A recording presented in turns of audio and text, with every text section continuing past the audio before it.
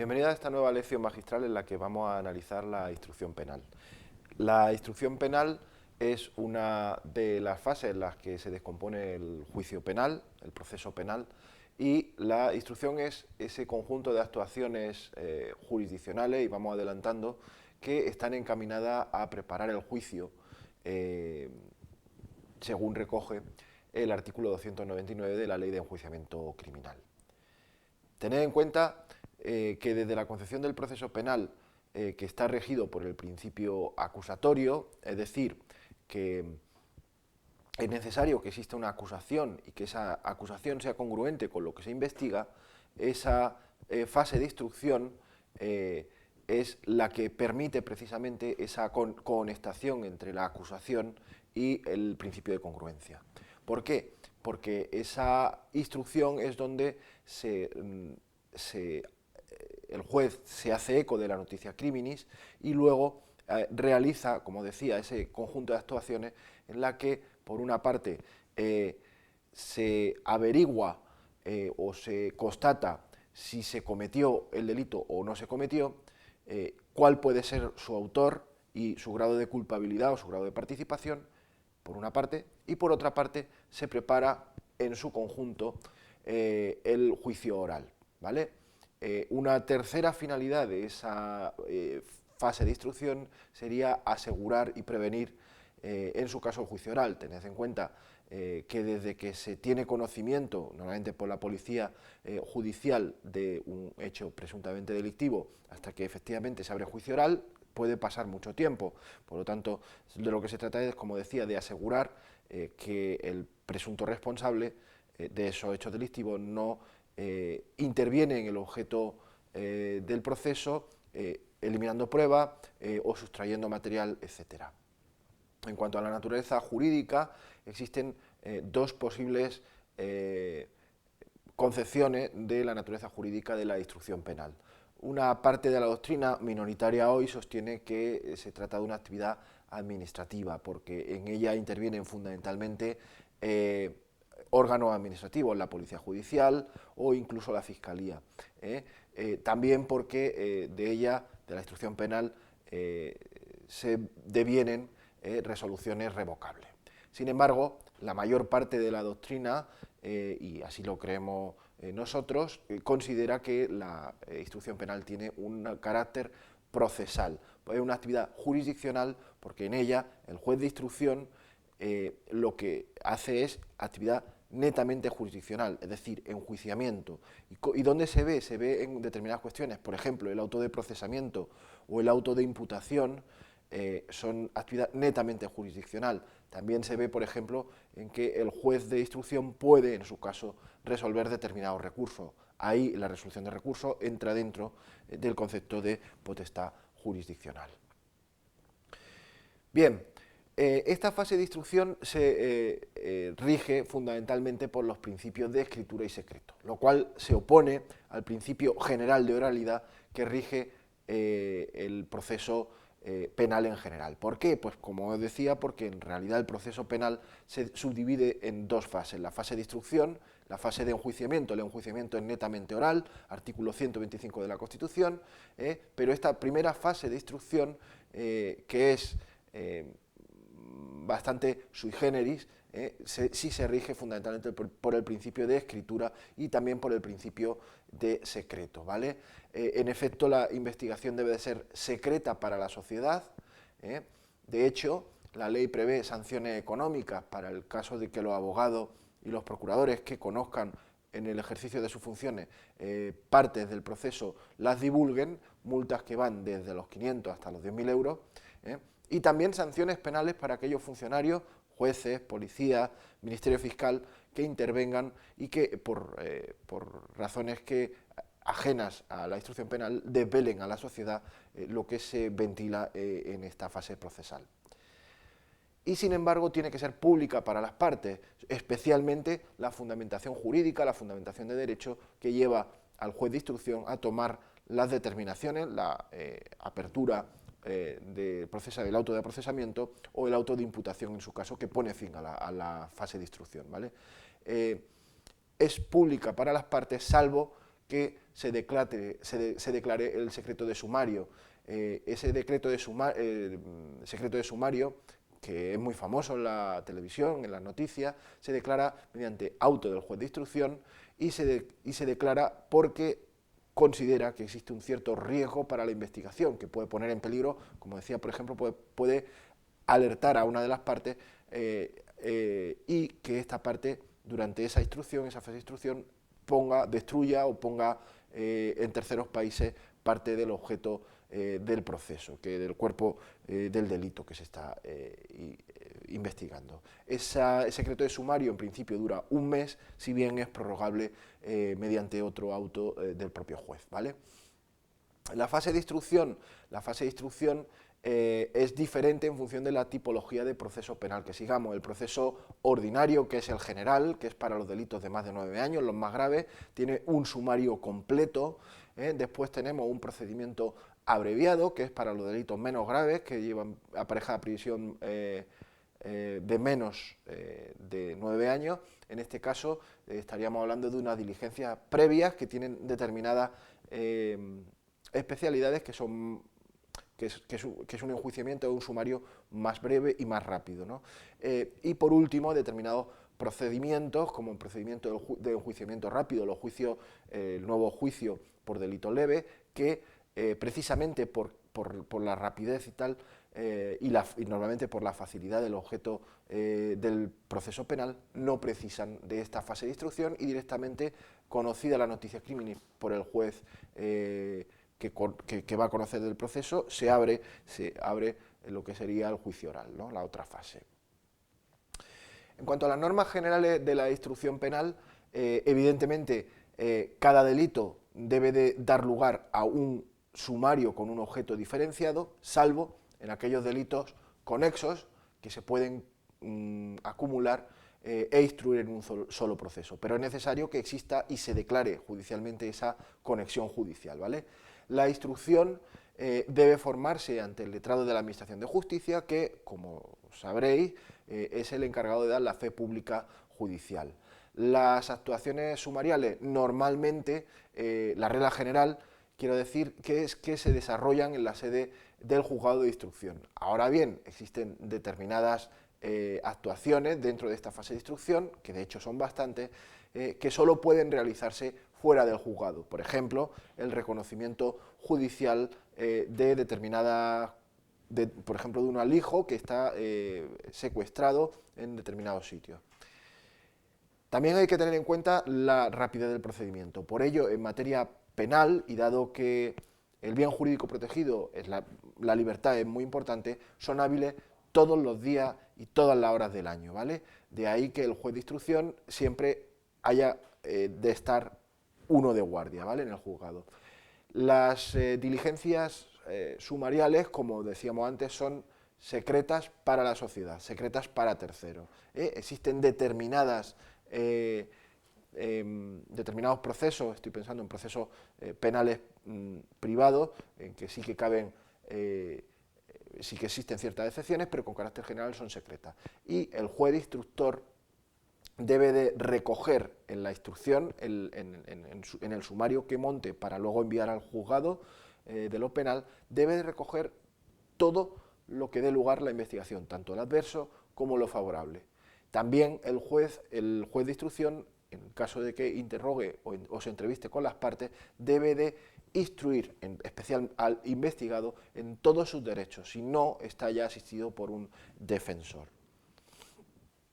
Los plazos para el desarrollo de la instrucción también es una de las novedades que introduce la Ley 41/2015, es que se ha introducido un plazo general de 6 meses desde la fecha de auto de incoación de sumario o de las diligencias previas para que termine el proceso de instrucción. Ese plazo de instrucción cabe ampliarlo hasta 18 meses, siempre a instancia del Ministerio Fiscal y audiencia de las partes. Y cuando cabe que se amplíe por considerarse ese plazo, esa investigación compleja, cuando se trate de delitos punibles que que haya muchos hechos punibles o una gran cantidad de investigados, cuando estén involucradas organizaciones criminales o terroristas, o cuando exista muchísima documentación, cuando exista actividad en el extranjero, o cuando exista la revisión de la gestión de personas físicas, perdón, personas jurídicas, tanto públicas como privadas, ¿vale? Esos plazos quedarán interrumpidos cuando se acuerde el secreto del sumario o el sobreseimiento provisional. Con lo cual, regla general 6 meses, ampliable a 18 en caso de causas complejas, ¿vale? ¿Y cómo se inicia? Bueno, el inicio normal es la denuncia. La denuncia es esa declaración de conocimiento o de ciencia mediante la cual se pone en conocimiento del juez o de otro funcionario público determinados hechos delictivos. ¿Quién puede presentar esa denuncia? O puede presentarla cualquier persona que tenga conocimiento de un hecho presuntamente delictivo. Si es funcionario o lo conoce en el ejercicio de su profesión, está obligado. Si lo presencia, tiene la obligación también. Si lo conoce por terceras personas, en principio no existe esa obligación. Tiene que presentarse un escrito o bien puede hacerse de palabra ante el órgano jurisdiccional o ante el Ministerio Fiscal o incluso ante la propia policía, ¿vale? En el caso del Ministerio Fiscal, una vez que se presenta la denuncia debe de subirla al juez para que inicie la investigación. En el caso de la policía se trabaja como un atestado policial, que luego estudiaremos.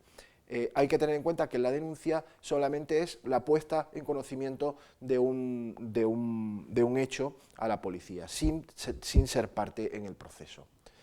El atestado policial, la mayoría de los casos, la instrucción se inicia después de una investigación policial en la que la policía informa sobre la llegada a su conocimiento de un delito, en muchas ocasiones sin autor conocido, ¿vale? Y luego está la querella. La querella es el acto procesal por excelencia en el que se pone en el conocimiento del juez la perpetración de unos hechos que son presuntamente delictivos y además se ejercita la acción penal. Es decir, el denunciante, por así decirlo, se constituye, el querellante mejor dicho, se constituye también como parte del proceso, ¿vale? La querella tiene que cumplir una serie de requisitos formales, tiene que presentarse también asistido de procurador y abogado y por tanto ya aquí sí debe de haber una acusación formal, debe de haber una calificación de hecho jurídico y también una petición expresa de pena. Como decía, tiene que haber una acusación expresa de acuerdo con el principio acusatorio. Y pueden presentarla no solamente las personas físicas o jurídicas que puedan ostentar la condición de parte acusadora, sino también el Ministerio Fiscal. Ahora bien, para presentar querella con carácter general hay que previamente prestar una fianza, con carácter general digo porque existen determinadas excepciones en el caso de que exista una relación de familiaridad, amistad o en el caso de delitos de homicidio o de asesinato. Y el último supuesto, que es casi anecdótico, es el inicio de oficio. Y el inicio de oficio de la instrucción penal ocurre cuando bien el juez de instrucción o bien el juez de paz tuviera noticia directa de la perpetración de un delito. En este caso, el letrado de la Administración de Justicia lo pone en conocimiento del fiscal y del presidente de la Audiencia Provincial, que en su caso conocerá del juicio penal y pone en conocimiento que se ha iniciado el sumario, ¿no? Las diferentes cuestiones que hay que tratar. La primera, la inspección ocular, el reconocimiento judicial. Es un caso típico de prueba anticipada en el que el juez toma conocimiento in situ, en el mismo lugar, de la existencia y de la naturaleza del hecho delictivo. Ese reconocimiento judicial debe de documentarse por escrito en el mismo acto y si existe ya un procesado o un imputado, en ese caso puede estar presente. La reconstrucción de los hechos, que es tan famosa en las películas, en nuestra ley de enjuiciamiento criminal no está prevista, pero se engarza en esta actividad judicial. El cuerpo del delito es a la vez un medio y un objeto de la investigación. El reconocimiento del cuerpo del delito, ya sea una persona o ya sea una cosa, supone la recogida, descripción, o en su caso la retención o conservación o la destrucción del cuerpo del delito, ya sean armas, drogas u otros instrumentos que han permitido hacer o llevar a cabo la acción delictiva. Ese reconocimiento se tiene que documentar también y en su caso obtener pruebas biológicas para luego realizar posteriores análisis químicos. También cabe las declaraciones testificales de gente que estaba presente, de testigos o incluso otras diligencias específicas, ¿vale?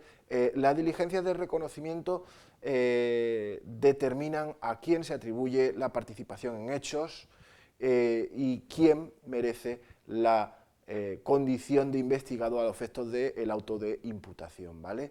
Para ello, ¿cómo se hace ese reconocimiento? Pues con la declaración de los testigos, con ruedas de reconocimiento en la que se enfrentan a testigos con presuntos culpables, con investigados, técnicas de dactiloscopia para el reconocimiento de las huellas de las huellas dactilares, grabaciones, siempre que sean esas grabaciones idóneas y supongan una intervención mínima, y por último las pruebas de ADN. En cuanto a las declaraciones de los testigos, son declaraciones de personas físicas que tienen el deber de conocimiento y hacer declaración ante el juez. Existe deber de decir la verdad, aunque también es cierto que existen determinadas exenciones al deber de declarar. Por ejemplo, la familia real no tiene el deber de declarar. Los diputados y senadores no tienen el deber de declaración personal, pero sí, por ejemplo, pueden hacer deposiciones por escrita. Y la práctica de la declaración testifical es, en todo caso, ante el juez de instrucción, que llama, y aquí sí, en cuanto testigo, tiene el deber de decir la verdad, ¿vale? La declaración del procesado e investigado es lo mismo que hemos dicho respecto de los testigos, con la única salvedad que aquí el procesado o el investigado tiene la obligación de comparecer ante el juez, pero no tiene la obligación de declarar. No tiene la obligación de declarar porque, como dice el artículo 24 de la Constitución, nadie tiene la obligación de declarar contra sí mismo. Y esa declaración, en el caso de que el investigado estuviera previamente detenido, tiene que realizarse en el plazo de 24 horas. El careo, ya lo hemos dicho, se trata de cuando al juez no le queda clara de la investigación previa cómo ha ocurrido el hecho delictivo, se enfrenta a un testigo o a varios acusados entre sí para que expongan sus versiones de lo ocurrido. Ese sería el careo. Y por último, los informes periciales. El informe pericial es un dictamen realizado sobre una circunstancia importante para la investigación por persona con conocimiento científico o artístico especializado y de los que el juez carece, ¿vale? El perito puede ser tanto una persona física como jurídica y puede ser titulado o no, pero se prefieren en todo caso los titulados. En los procesos ordinarios es necesario 2 peritos y en los procesos abreviados es necesario 1. ¿Y por qué es tan importante este informe pericial? Pues porque en cuanto a criminólogos existen los informes periciales criminológicos. El perito criminólogo en este caso suministra al juez el conocimiento científico sobre responsabilidad penal de los investigados, sobre su participación en los hechos, sobre el modo de ejecución del hecho punible. No se trata de dar al juez las claves jurídicas del enjuiciamiento, sino de exponerle científicamente, fundamentadamente, cómo fue el transcurrir de los hechos que dieron lugar al hecho delictivo. Y ese informe pericial se concreta en el informe criminológico, que además de la descripción del objeto y de la metodología empleada, incluye los hallazgos del estudio y de las pruebas que se han practicado en el caso y, muy importante, las conclusiones del criminólogo, que deben de contestar directamente las demandas judiciales. El informe criminológico posteriormente será utilizado en juicio y en fase de prueba. Lo más seguro es que se llame al criminólogo a declarar y a ratificar ese informe. Esto es todo, muchísimas gracias por vuestra atención.